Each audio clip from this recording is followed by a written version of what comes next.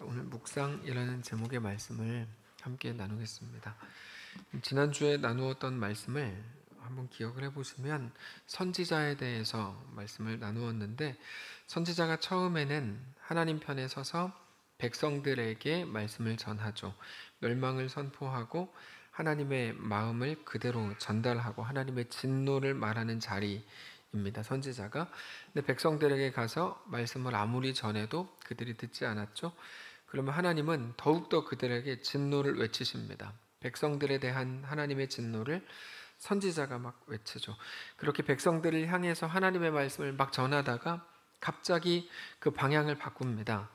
백성들을 향했다가 갑자기 하나님을 향하죠. 그리고는 백성들에게 대한 하나님께 백성들에 대해서 변호하기 시작합니다.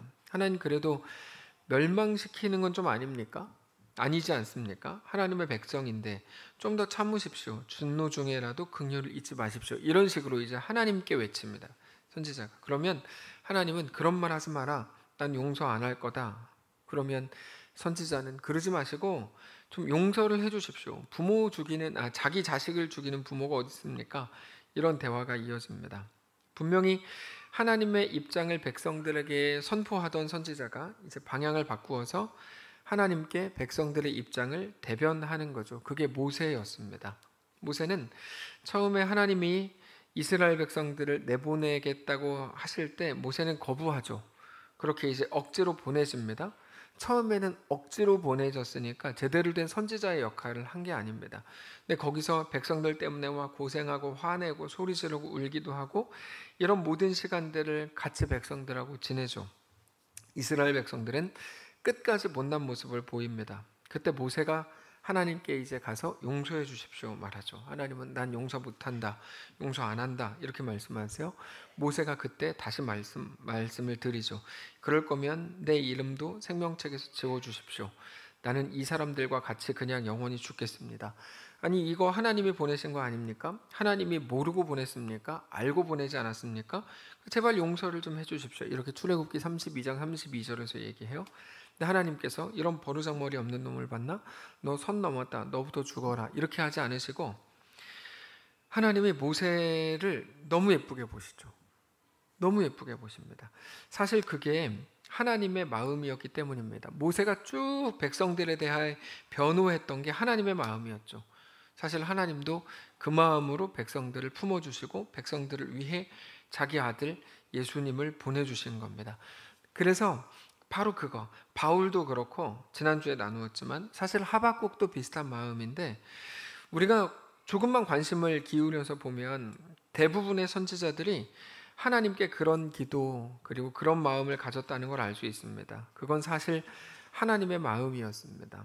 이스라엘 백성들에게 죄에서 돌이키라고 하시지만 그러면서도 그들에게 대한 깊은 사랑의 마음을 가지신, 그래서 그들을 절대로 포기하실 수 없던 하나님의 마음이 그들에게서 그렇게 드러난 겁니다.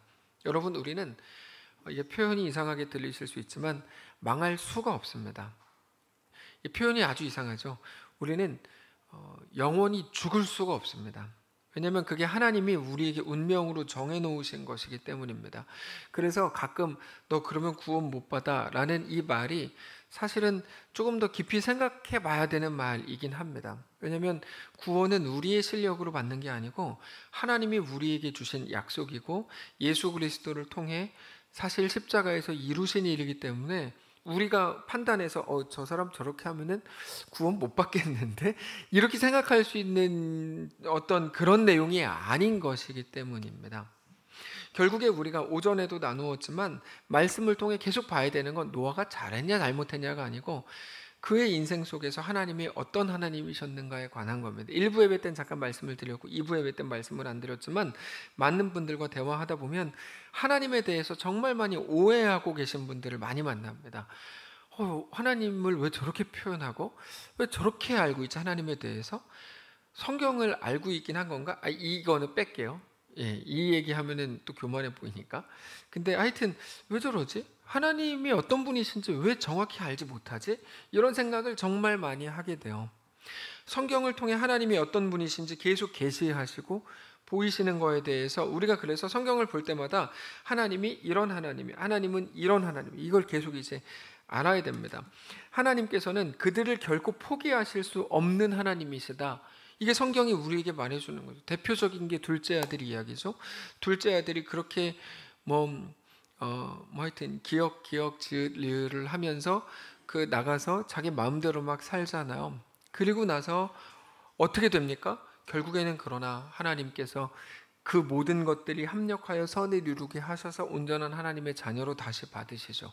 이거에 대해서 우리는 사실 이해가 안 되고 용납이 안 되고 설명이 안 되는 거예요. 설명이. 그래도 둘째 아들이 자기가 돌아왔으니까 뭐 하나님 받아주신 거 아니야? 이렇게밖에 설명이 안 되는 거죠. 하나님이 우리들을 위해 그 아들 예수 그리스도를 이 땅에 보내셨다는 것부터가 사실은 우리는 설명할 수가 없는 겁니다. 왜냐면 아무리 생각해도 저 사람은 구원 못 받아야 설명이 되고 교육이 되고 말이 되거든요. 근데 성경에는 그렇게 나오지 않죠. 죽었던 우리를 하나님의 은혜로 구원하셨다고 기록이 돼 있으니까 이게 이제 설명이 안 되는 겁니다. 그럼에도 불구하고 하나님께서 성경을 통해 우리에게 뭐라고 말씀하셨는지 우리가 사실은 알아야죠. 오늘 본문도 그 마음을 가지고 봐야 됩니다. 그거를 기억하지 못하면 우리는 우리 앞에 있는 모든 일들, 일어나는 일들, 아니 성경의 말씀들을 볼 때마다 계속 오해할 수밖에 없습니다. 계속 오해가 되죠. 하나님의 진심을 알지 못하면 우리는 우리 눈에 보이는 대로만 보게 되고, 그러면 오해할 수밖에 없는 일들이 너무너무 많습니다. 하나님에 대해서. 하나님을 믿는다고 하면서도 하나님이 누구신지 모르는 자로 가게 되는 거죠.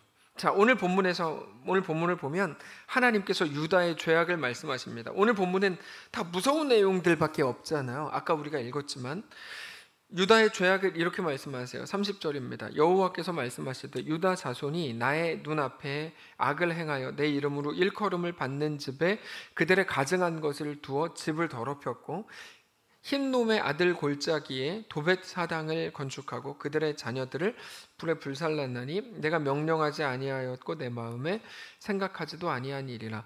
이거는 하나님도 깜짝 놀란 일이라는 겁니다. 어떻게 그렇게 해? 이런 거죠. 그럴 줄 몰랐어요. 너 어떻게 우상에게 잘 보이겠다고 네 아들을 불살라 죽이냐? 흰놈의 아들 골짜기라는 게 이제 그거거든요. 이거는 예전에도 몇 번 말씀을 드렸는데 아들을 불살라서 자기가 복을 받겠다는 행위인 거죠. 너가 그렇게까지 이상한 짓을 할 줄은 나도 생각을 못했다, 이런 말입니다. 하나님께서 하신 말이요.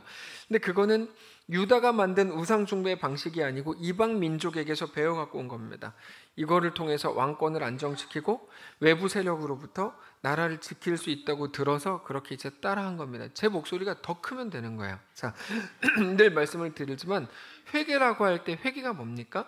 회개는 돌이킴인데 어디서부터 돌이켜야 되는 거죠? 자, 하나님이 진노하시는 지점이 어딘지를 확인하고 그 자리에서 떠나는 게 회개라고요. 예전에 목사님들이 왜 그렇게 화를 냈는지 전 이제 이해가 돼요.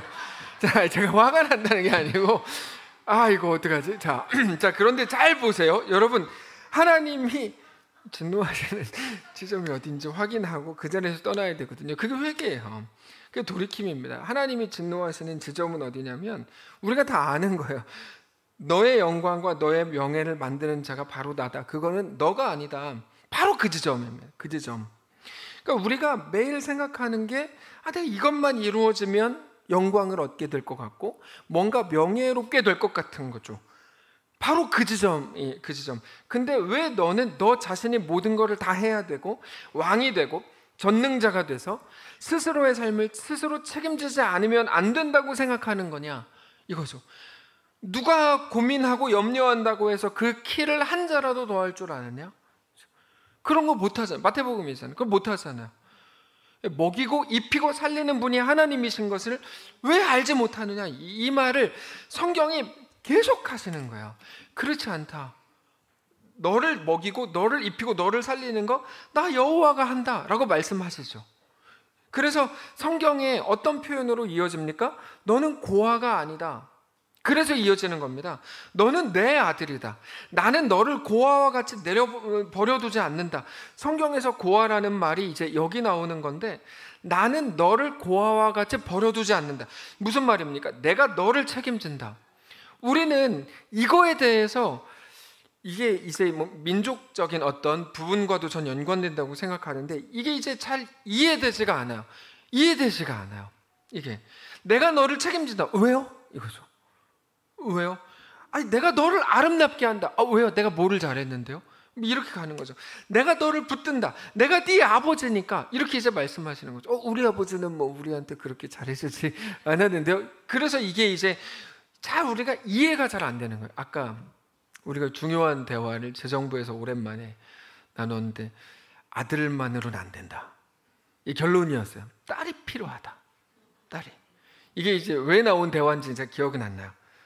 딸은 아버지 어머니가 그 병원 가는 거 약 먹는 거 다 챙겨준다. 아들은 이놈 새끼들은 안 된다.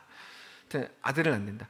아들을 낳았거든 며느리를 잘 얻어라. 하여튼 이게 결론이었어요. 오늘의 결론이었는데, 그게 또 왜 나왔는지 모르겠어요. 근데 하여튼 하나님께서 우리에게 나는 네 아버지다 이렇게 말씀하시는 거죠. 근데 유다는 스스로의 인생을 아름답게 안정적으로 만들어 보겠다면서 했던 짓들이 자기 아들까지 불태워 죽이는 일을 했었거든요. 하나님의 성품에 참여하라고 하셨지만 그거는 꿈도 못 꾸고 자기의 안정을 위해서 너무나 괴상하고 괴이한 짓을 벌이더라는 겁니다. 그래서 하나님이 어떻게 하시겠다고 하는 겁니까? 7장 33절부터 이렇게 말씀하세요. 무서운 말씀들입니다. 7장 33절부터는 정말 무서운 말씀들이 쭉 나옵니다. 이 백성의 시체가 공중의 새와 땅의 짐승의 밥이 될 것이나 그것을 쫓을 자가 없을 것이라. 그때에 내가 유다 성읍들과 예루살렘 거리에 기뻐하는 소리, 즐거워하는 소리, 신랑의 소리, 신부의 소리가 끊어지게 하리니 땅이 황폐하리라. 여호와의 말씀이니라. 그때에 사람들이 유다 왕들의 뼈와 그의 지도자들의 뼈와 제사장들의 뼈와 선지자들의 뼈와 예루살렘 주민의 뼈를 그 무덤에서 끌어내어 그들이 사랑하며 섬기며 뒤따르며 구하며 경배하던 해와 달과 하늘의 뭇별 아래에서 펼쳐지게 하리니 그 뼈가 가두이거나 묻히지 못하여 지면에서 분토 같을 것이며 이 악한 민족이 남아있는 자 무릇 내게서 떠나가서 쫓겨나서 각처에 남아있는 자들이 사는 것보다 죽는 것을 원하리라. 만군의 여호와의 말씀이니라. 아주 무섭죠. 무서운 말씀이죠. 백성의 시체가 짐승의 새의 밥이 될 거고 모두 행복한 소리가 사라질 거고 유다 왕들, 지도자들, 제사장들, 선지자들, 주민들의 뼈를 끌어낼 거고 살아있는 것보다 죽는 것을 다 원하게 될 거고, 너무너무 무서운 말씀이 쭉 나옵니다.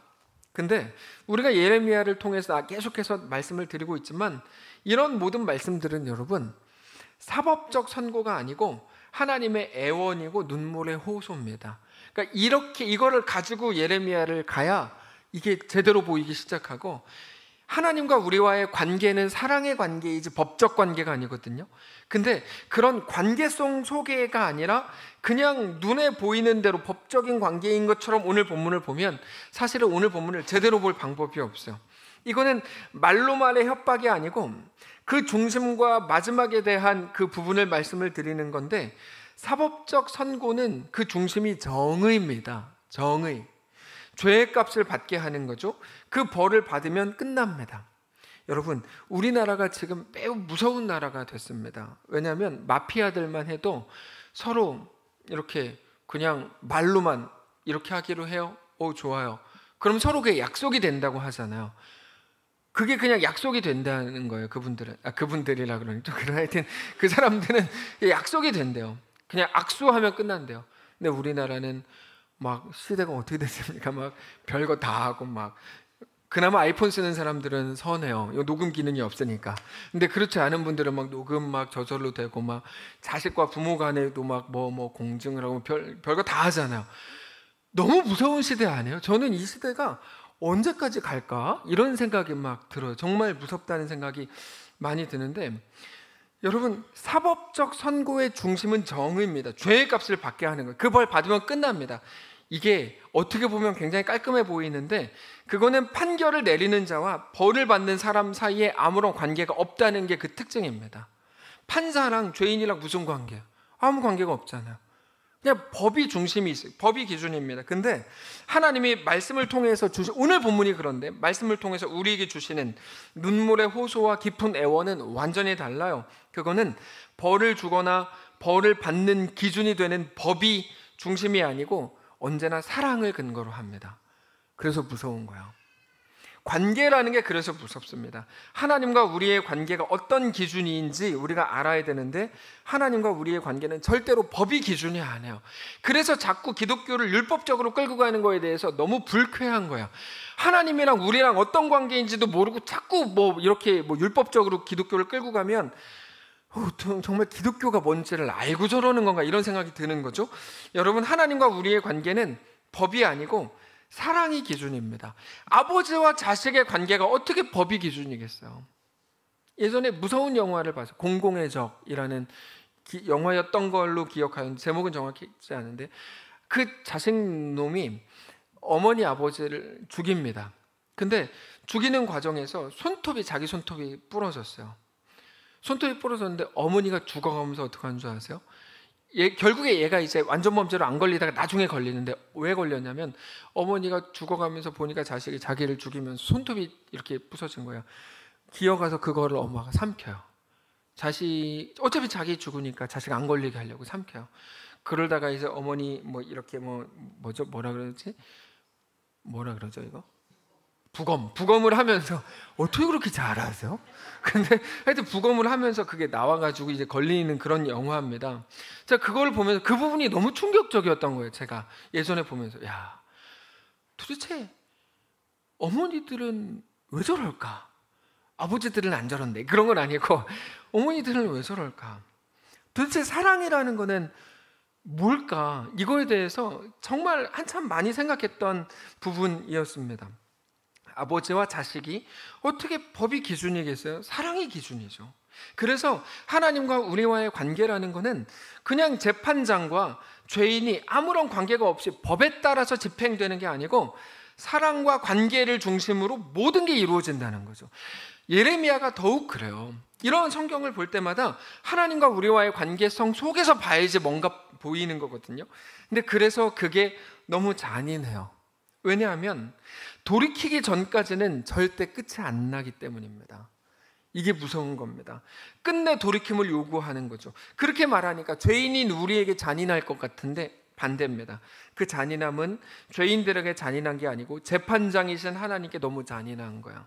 사랑하기 때문에 끝내 받아주고 끝내 용서하고 끝내 함께 할 것이기 때문에 우리를 사랑하시는 하나님께는 우리의 모습 자체가 너무 잔인한 거죠. 우리를 끝내 받아주실 작정이거든요. 하나님이 우리를 얻으시기 위해서 감수하셔야 될 것들이 너무 많은 거예요.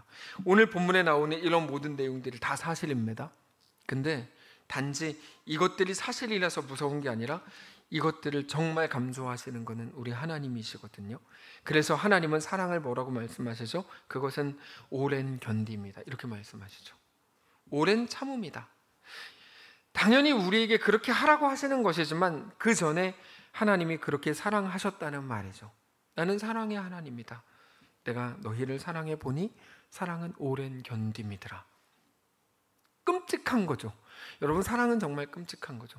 여기 앞에 이제 김사랑이 있어서 이렇게 표현하기 좀 그런데 사랑은 끔찍한 거죠. 아니, 이게 표현이 그렇다는 것이 여러분 잘 이해하셔야 됩니다. 오늘 2부 예배 끝났는데 김사랑이 저한테 왔어요. 목사님, 오늘 주보에는 왜 이렇게 사랑이 많아요? 그래서 보니까 오후 기도 김사랑, 오후 제목 사랑, 이렇게 이제 사실 잘못된 겁니다. 오늘 말씀의 제목은 묵상입니다. 근데 하여튼 그런 거죠. 하나님은 오늘 본문에서 말씀하신 그 모든 것들을 끝내 보시고 기다리시고 함께 견디시고 그 끝에 우리를 얻으실 겁니다. 오늘 말씀을 주시는 하나님의 감정이 여러분 읽혀주세요. 이거는 그냥 협박이 아닙니다. 그래서 눈물의 애원인 거죠. 오늘 우리 앞에 있는 모든 삶에 대한 스스로의 해석이 이와 같기를 원합니다. 우리의 매일의 원망은 그 이유가 있습니다. 하나님이 누구신지에 대한 오해에서 만들어집니다. 물론 각자의 형편이 너무 힘들죠. 그래서 원망할 수밖에 없는 것 충분히 이해하지만, 그러나 오전에 나누었던 것처럼 내가 무슨 죄를 지었다고 나한테 이러십니까? 라고 따지는 게 전부라면 그건 하나님이 누구신지, 나는 누군지, 내 삶에 이루어지고 있는 이 모든 현실은 무엇 때문인지, 나는 어디로 가고 있는지에 대한 오해가 생길 때, 그때 이제 우리는 하나님께 대해 원망하게 되는 거죠. 우리 삶은 내가 한 거는 70만큼인데 왜 60만큼 주어져? 그래서 원망을 하는 거거든요. 근데 그런 문제일 것이 아니라는 거죠. 우리 삶은 뭡니까? 하나님의 부르심인 거죠. 여러분, 우리 삶이 개념 정리가 확실하게 되지 않으면 우리는 기독교인으로 살아갈 수가 없습니다. 보상의 원리를 따르는 세상 사람들 중에 하나밖에 될 수가 없는 거죠. 그러나 우리 삶은 부르심이죠. 여전히 그 기준이 법이 전부인 줄로 생각하시면 안 됩니다. 기독교 신앙은 법이 전부가 아닙니다. 여기서 말하는 법은 율법을 말하는 건데요, 율법이 전부가 아닙니다. 우리 하나님은 잘하면 상 주고 못하면 벌 주는 상벌의 기계가 아닙니다. 아까도 재정부 때 나누었던 말씀 잠깐 드렸는데, 딸을 낳아야 돼. 이렇게 재정부 때 계셨던 분들 기억하실 거예요. 왜냐하면 아들은 자식 노릇을 못한다는 거죠, 결론은. 근데 그 대화를 나눈 게 다 아들들이었어요. 저도 아들이고, 박동환 아들, 정춘기 아들, 다 아들. 우리들도 다 아들이었거든요. 하여튼 결론 박주철 아들. 근데 이제 딸이 중요하다. 그래서 김영욱 장로님이 그렇게 아까 위풍당당하셨구나. 저분이 왜 오늘 따라 왜 이런 생각을 했더니 그래서 그러셨구나. 근데 하여튼 그런 거죠. 예. 이게 또 얘기가 왜 나왔는지 모르겠어요. 하여튼 그렇습니다. 하나님은 이런 거죠. 잘하면 상 주고 못하면 벌 주는 상벌의 기계가 아닙니다. 하나님은 우리의 수준에 따라서 우리를 대하시지 않죠. 그래서 하나님께는 이 사랑, 우리와 하나님과의 관계라는 게 너무 잔인한 거예요. 하나님 말씀을 묵상할 때마다 진짜 우리와 하나님과의 관계가 이렇게 잔인하구나를 계속 느껴요. 하나님과 우리와의 관계 너무 잔인한 거죠. 왜냐하면 하나님은 우리를 포기하실 마음이 없기 때문입니다. 자식인데, 못난 자식인데 하나님 우리를 끝내 얻으시는 거예요. 무섭죠. 그래서 우리의 과거가 우리의 오늘을 결정하는 게 아니라 우리에게 대한 하나님의 기대가 우리의 오늘을 결정하고 있는 중입니다. 멋있는 말이니까 다시 읽어드릴게요. 우리의 과거가 우리의 오늘을 결정하는 게 아니라 우리에게 대한 하나님의 기대가 우리의 오늘을 결정한 겁니다. 기억하십시오. 하나님의 기대라는 건 우리가 능력 있게 살아갈 우리의 삶을 말하는 겁니다. 여러분, 우리는 그렇게 될 수 있다는 거죠. 왜 고생했던 분들의 삶, 그 다음에 왜 고생했던 분들, 아프셨던 분들의 고백이 그렇게 멋있는 걸까요? 그 이유가 사실 여기 다 나오지 않습니까? 온실 속에서는 온전한 위인이 만들어질 수 없는 이유가 바로 여기 있는 거죠. 하나님이 우리에게 대해 하나님의 영광과 하나님의 명예를 걸었다는 말에서 그게 어떤 의미인지 우리는 정확히 알 수 있는 거죠. 우리 앞에 일어난 모든 일들 속에서 바로 그 묵상이 더 깊어지실 수 있기를 원합니다. 이 묵상이 없으면 우리가 상 받으면 그냥 막 이렇게 되고요. 우리가 조금이라고 하면 죄송합니다. 많이 힘들면 또 그냥 또 그게 전부인 게 되는 거죠.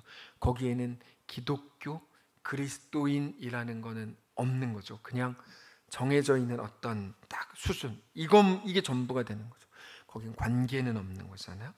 하나님이 누구신지, 하나님은 나를 어떻게 사랑하셨는지, 그래서 끝내 나를 얻으실 작정이라는 이 모든 것들, 하나님에 대한 우리 존재에 대한 깊은 묵상이 오늘 그리고 이번 한 주 동안에 우리 마음속에 가득하시기를 정말 원하고, 그렇게 어떤 상황 속에서도 오직 하나님만을 믿음으로, 그래서 그 속에서 하나님을 사랑하고 하나님을 신뢰하고 하나님만 나를 가장 진정한 의미에서 가치 있게 하시는 존귀하신 아버지라는 사실을 믿음으로 나아가는 귀한 우리의 이번 한 주가 되시기를 주님 이름으로 축복합니다. 앞 찬양합시다. 아까 오전에 했던 찬양인데요, 그 노래가 위로송인가? 그 제목이 그렇습니다. 그 찬양 같이 하고 잠시 기도하고 예배를 마치겠습니다.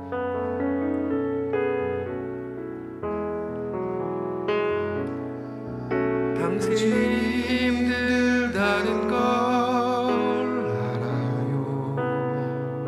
하나님의 마음이죠. 아픔이 너무 많다는 것도 위로하 하나님의 음성이기 때문에 가벼울 수 없는 말이죠. 감사주고 싶어요. 당신은 하나님의 사람인 것은 내가 알 수 없는 그대 깊은 마음속까지 당신을 지으신 하나님은 알고 계셔요. 위로하길 원해요.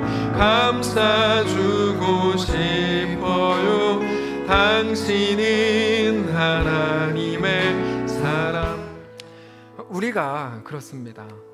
저는 오늘 오전에 말씀을 나누었지만 오늘 저녁 오후에도 마찬가지인데 하나님께서 우리에게 대한 하나님의 마음이 계속 부어지고 있다고 저는 확신해요. 근데 하나님이 누구신지 제대로 알고 하나님이 우리를 향해 이런 마음이시구나 말씀을 나눌 때마다 계속 생각하기를 원해요. 묵상하면서 1, 2분가량 잠시 기도하기를 원하는데 하나님의 마음에 대해서 거부하지 않으셨으면 좋겠어요. 우리가 하나님의 마음을 깨닫고 기도하려고 할 때마다 내가 한 사랑받을 수 없을 만한 조건들을 자꾸 떠오르고 자꾸 뭔가 막는 거거든요. 내가 너를 사랑해. 아니요, 나는 그럴 수 없어요. 자꾸 막지 않으셨으면 좋겠어요. 하나님의 우리에게 대한 마음과 하나님의 어떠하심과 또 자격 없고 조건 없지만 그러나 그러면서 하나님께서 예수 그리스도를 이 땅에 보내서 우리를 구원하신 이 모든 것 우리로 시작되지 않았고 하나님으로부터 시작돼서 하나님으로까지 완성된 이 모든 것들 하나님 내가 오늘 기억하기를 원합니다. 하나님 주시는 마음을 가지고 우리에게 허락된 그 길을 넉넉히 걷기를 원합니다. 조용히 묵상하면서 1, 2분가량 기도하겠습니다. 기도합시다. 주님 소개를 원합니다. 주께서 함께 하시옵소서. 인도하시옵소서. 주께서 함께 하시옵소서.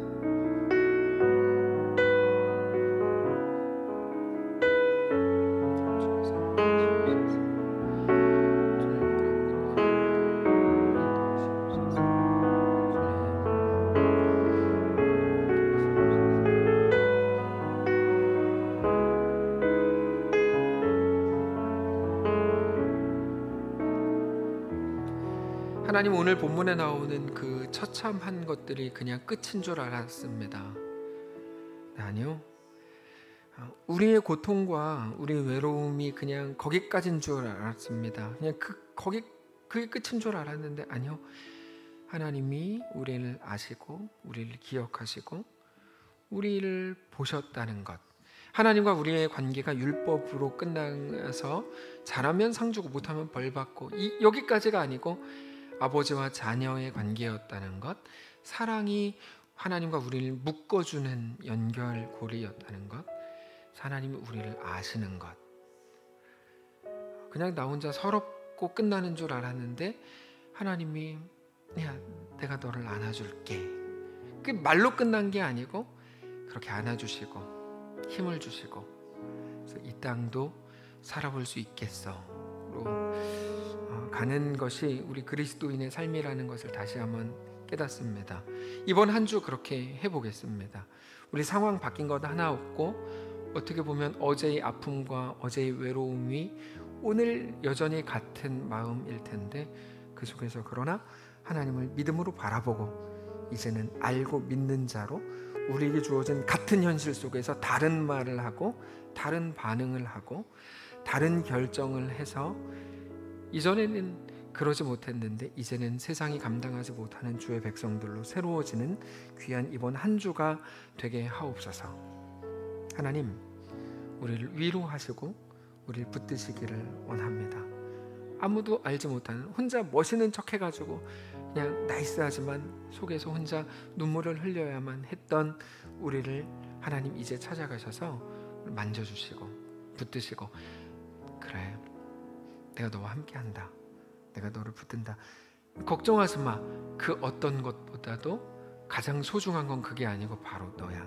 말씀하셔서 그 음성을 통해서 우리가 이번 한 주 또 그리스도인으로 율법의 메인자가 아니라 그리스도의 사랑의 메인자로 승리하도록 축복하시옵소서. 우리들의 자녀를 그렇게 돌보시고 우리의 가정을 그렇게 돌보시고 그렇게 우리와 하나로 사랑의 띠로 엮으셔서 하나님을 깊이 사랑하게 되는 멋있고 행복한 이번 한 주 되도록 축복하시옵소서. 우리와 함께 하시기를 간절히 소원하며 살아계신 우리 주 예수님의 이름으로 기도합니다. 아멘. 이제는 우리 구주 예수 그리스도의 은혜와 하나님 아버지의 다함없는 사랑과 성령의 교통인도 역사 위로 함께 하심의 은사가 이 시간 주를 바라보며 예수 안에 허락된 그 길을 우리 주님과 함께 멋있게 걷기로 결정하는 사랑하는 모든 성도들 머리머리 위에, 그들의 가정 위에, 그들의 자녀들 위에, 그들의 생업 위에, 사랑하는 이 교회 위에 이제로부터 영원까지 함께 계실지어다. 아멘.